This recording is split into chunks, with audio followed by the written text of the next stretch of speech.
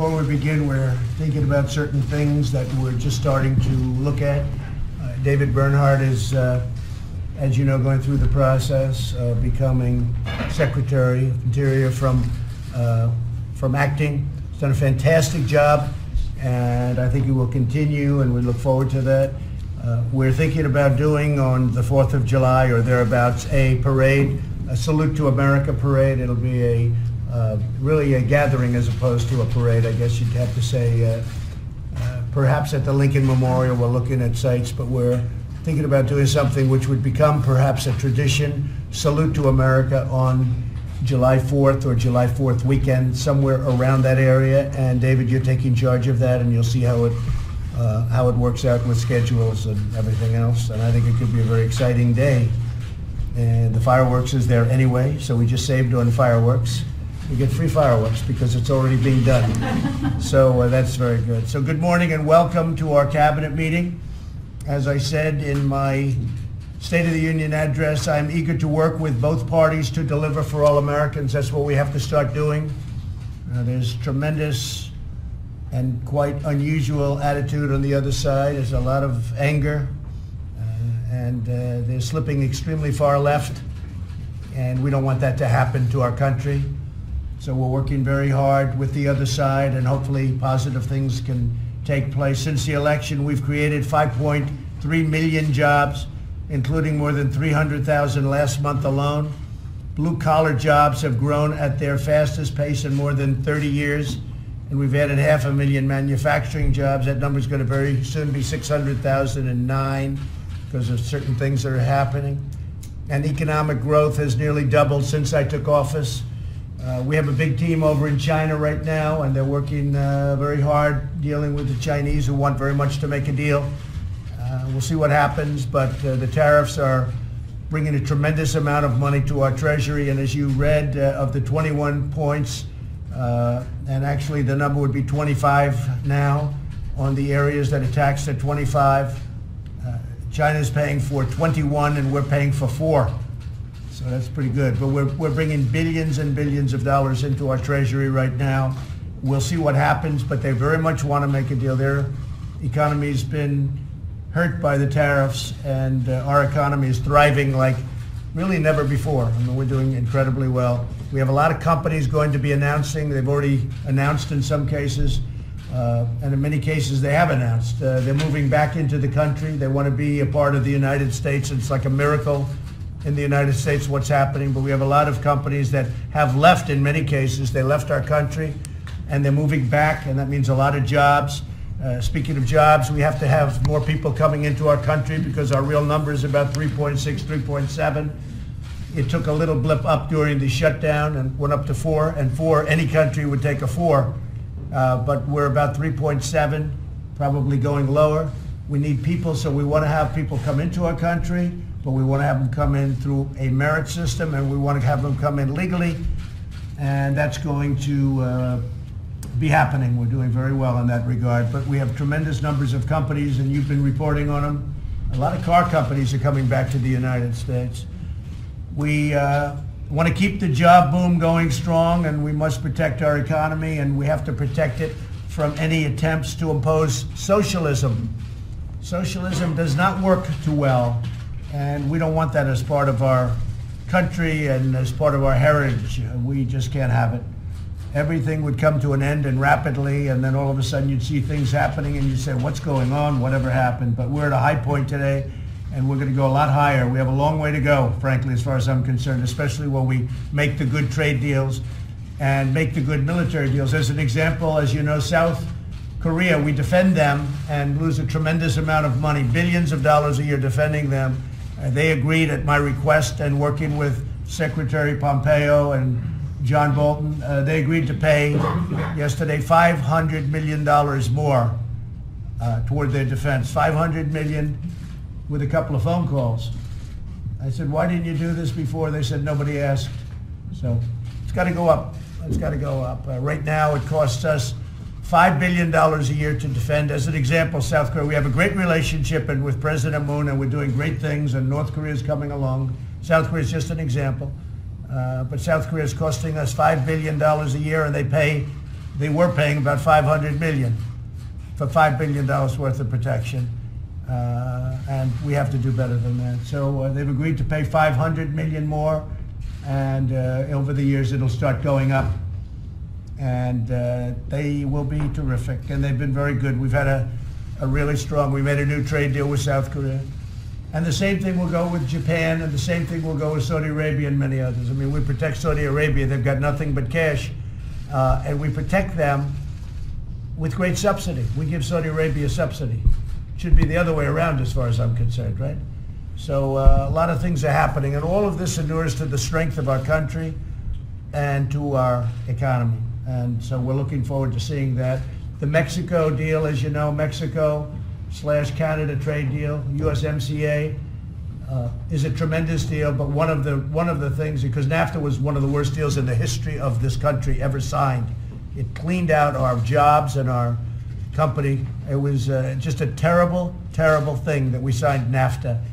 So this is the NAFTA replacement. Has nothing to do with NAFTA. And one of the things that make it very hard, it's very hard for a company financially to leave our country under the USMCA. Very, very prohibitive to leave. And that was the thing I wanted more than any other element. I said, I don't want these companies going and leaving and going to Mexico and Canada. They've got their own companies. I don't want to do that. We lost 25% of our automobile industry to Mexico. We lost 30% to a combination of both, Canada and Mexico. So that's wielding its way through, and I guess it's hitting Congress very shortly, and we'll see how that does. But that's a great deal, and it's a very labor-friendly deal. It's a deal that the workers of our country will love. 1 in 3 women, as you know, are sexually assaulted on the long journey north.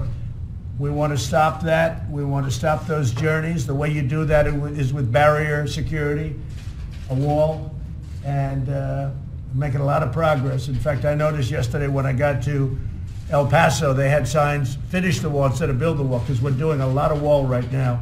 Just started a big portion of the wall in the Rio Grande Valley, which is now the biggest area for people coming in. We've sealed up a lot of the areas where people come in, but they're looking for the soft spots, and they come up in a caravan and they look for the areas without any barrier.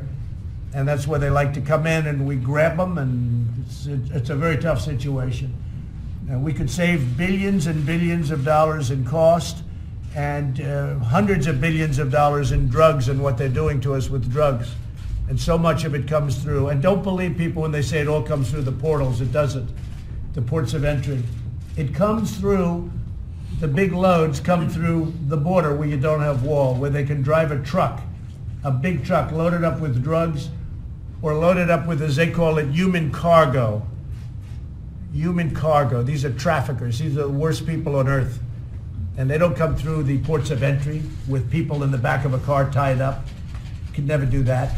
They come through areas where there's no barrier. So we'll see what happens. I got reports last night when I was going out to speak. We had, by the way, a massive crowd, and my competitor had very few people, but the press didn't report it that way. The press reported it like 2 speeches. We had a competitor that decided to challenge me with the crowds, and he failed very badly. From what I hear, he had less than 1,000 people, and we had a packed arena, and we had probably 25,000 people outside of the arena. It was an incredible night in Texas, I can tell you that. It was really amazing. But as I'm going on stage to speak, they're telling me about the committee came out with a deal. And, you know, they went over it very briefly. Then I went over it briefly last night, but it was 3 o'clock in the morning. And I can't say I'm happy. I can't say I'm thrilled. But the wall's getting built, regardless. Doesn't matter, because we're doing other things beyond what we're talking about here. So we'll see what happens. We're having a meeting on it later. It's really obstruction. The Democrats want everybody to be able to come into our country. We have many criminals. When you look at the numbers of criminals that are nabbed, I mean, I'm looking at numbers that are incredible. This card was just given to me by Secretary Nielsen. And assaults, 99,000 assaults. Larceny, 40,000. Burglary, 25,000. Fraudulent activities, 25,000. Damage and stolen property, 17,000. Sex offenses, 13,552. Sexual assaults, 10,468. That's sexual assaults on people that live in our country by people that are coming illegally across our borders. In many cases, people that have come before I became president. What happens is we are working very hard. We're getting rid of tremendous numbers of MS-13. And the Democrats don't like us to get rid of MS-13. Now, you figure that one out. These are violent people, and they don't like us to get rid of MS-13. So, robberies, 11,177. Kidnappings, 4,112. Murders, 3,914. Okay? So these are people that ICE is dealing with, and nobody can deal with them more effectively. There's probably no group in this country that does so much and gets really so little respect or love as ICE. It's really a terrible thing. They're doing an incredible job. One other thing I might want to say is that anti-Semitism has no place in the United States Congress. And Congressman Omar is terrible what she said. And I think she should either resign from Congress or she should certainly resign from the House Foreign Affairs Committee. What she said is so deep-seated in her heart that her lame apology, and that's what it was lame, and she didn't mean a word of it, was just not appropriate. I think she should resign from Congress, frankly. But at a minimum, she shouldn't be on committees, certainly that committee. And with that, we're going to have a meeting. Our cabinet is doing really well. I tell you, we're doing great. Our country is doing great. Stock market's up tremendously today. Of course, I haven't seen it in 15 minutes, so, you know, anything's Larry Kudlow, anything is subject to change, right? But so far, so good. And we're hitting new records with growth. We're hitting new records with the economy. We've hit many new records on unemployment. More people working today in the United States than at any time in the history of our country. We're getting very close to 160 million people. And we've never had anything like that, which tells you that we have to have people come into our country. Great people from the areas that we're talking about. But we want them to be productive, and we want people that are going to love our country and help our country.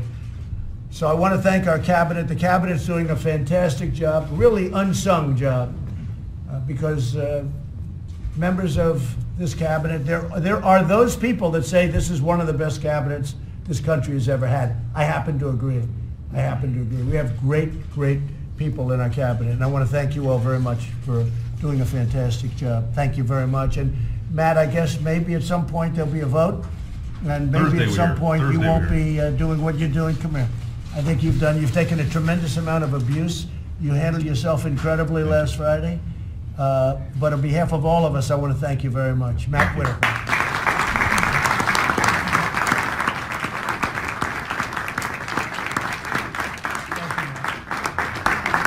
It's heartfelt, too, believe me.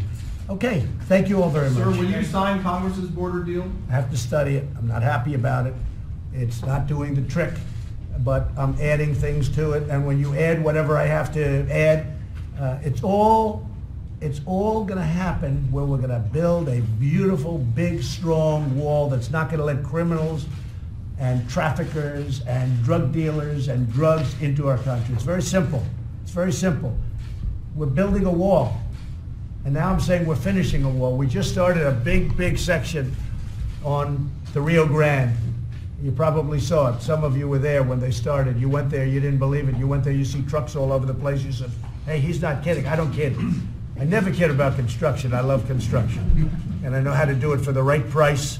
And we're getting a beautiful looking structure that's also less expensive to build and works much better. That's a good combination of events, because it was crazy what they were putting up. In fact, I happen to think that the walls that they were building were so unattractive and so ugly that walls got bad names, okay, if that means anything. But they were so ugly with rusted steel and big ugly plates on top that were all tin canned. It's called tin canned, where they're wavy because the heat makes them expand and contract, and they tin can. I said, why didn't you paint the steel? Well, sir, we saved money by not painting it. I said, yeah, but it's going to rust. You have to paint. I've ordered a lot of steel. I've never seen in my whole life steel come to me that was unpainted. This can only happen at the border. It wasn't me. It was our past geniuses. So I can tell you that, am I happy at first glance? I just got to see it. The answer is no, I'm not. I'm not happy.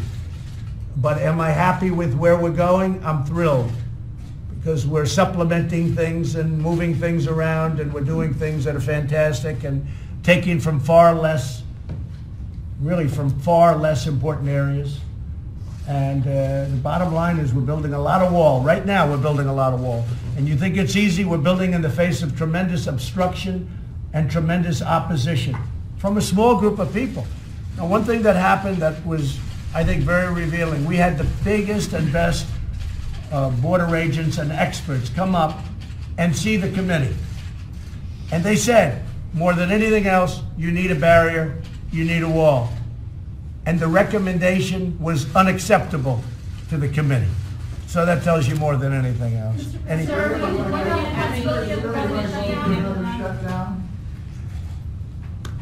I don't think you're going to see a shutdown. I wouldn't want to go to it now. If you did have it, it's the Democrats' fault.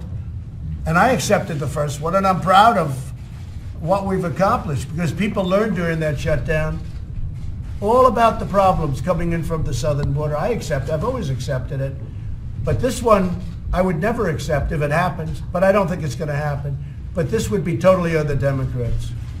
Okay? So, Mr. President, are you saying that you may amend and send back the proposed compromise, or that you may grudgingly accept it and then move forward with It's the always nice to executive action? negotiate a little bit, right? So, whatever you get. But I would hope that there won't be a shutdown. I am extremely unhappy with what the Democrats have given us. It's sad. It's sad. They're doing the country no favor. They are hurting our country very badly. But we certainly don't want to see a shutdown. But you'll be hearing fairly soon. The bottom line is on the wall. We're building the wall, and we're using other methods other than this. And in addition to this, we have a lot of things going. We have a lot of money in this country, and we're using some of that money, a small percentage of that money, to build the wall, which we desperately need. Not at this moment. We have our people over there now. I just got a report. Things are going well with China. China wants to make a deal very badly. I want it to be a real deal, not just a deal that makes, cosmetically looks good for a year. We have a chance to really make a deal, a real deal with China. We've never been in this position before. We've always been the lame duck, and we're not the lame duck anymore. We've gone up tremendously in value as a country, in economic value, tremendously. Larry, we've gone up, 11 trillion, 14 trillion, and China's gone down close to 20 trillion since we started this whole. Worst performing stock market in the world. Say it? China, worst performing stock market in the world. Has anybody ever heard of Larry Kudlow? That voice, I hear that voice, and you think money, right, Larry? Thank you, sir. So I didn't even know that. That's some China, he said, is the worst performing stock market right now in the world, and we don't want that. We want China to do what we want, and that's because of us.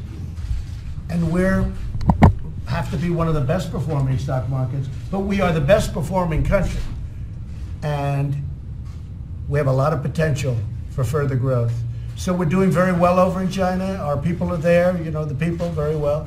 And I think we're going to have some good answers. I think either way, I'm happy. I'm happy either way.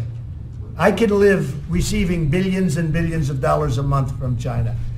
China never gave us 10 cents. It was always the opposite way. Now they're paying billions of dollars a month for the privilege of coming into the United States and honestly taking advantage of our country. So we'll see how it works out. But at some point, I expect to meet with President Xi, who I have a lot of respect for and like a lot, and make the parts of the deal that the group is unable to make. That's the way deals happen. Will the March 1st deadline slide, you think? Well, thus far, I've said, as you know, the tariffs tick up for us. In other words, we take in much more money because the tariff, and there's nothing they can do that's comparable. So it's not like tit for tat. The tariffs kick in, they go up. Right now, they're paying 25% on $50 billion, okay? And they're paying 10% on $200 billion. So we have $250 billion. We have $267 billion that we were very nice about and we're not taxing. On the $200 billion, we're paying the 10%. The 10% on $200 billion goes up to 25% on March 1st. And so far, I've said don't do that. Now, if we're close to a deal where we think we can make a real deal and it's going to get done, I could see myself letting that slide for a little while. But generally speaking, I'm not inclined to do that. Okay? Sir, were you aware, Congress sent you a deal that you disagree with. Would you consider declaring a national emergency to build the wall? I consider everything. I'm considering everything. You know, we already have national emergencies out there. You know, President Obama, President Clinton, President Bush, they've declared many national, this is not unique, they've declared many national emergencies. Many, many. And you have some out there that we can use in addition to one that we can declare if we want to do it. Thank you very much, everybody. Thank you. Thank you. sir, were you aware?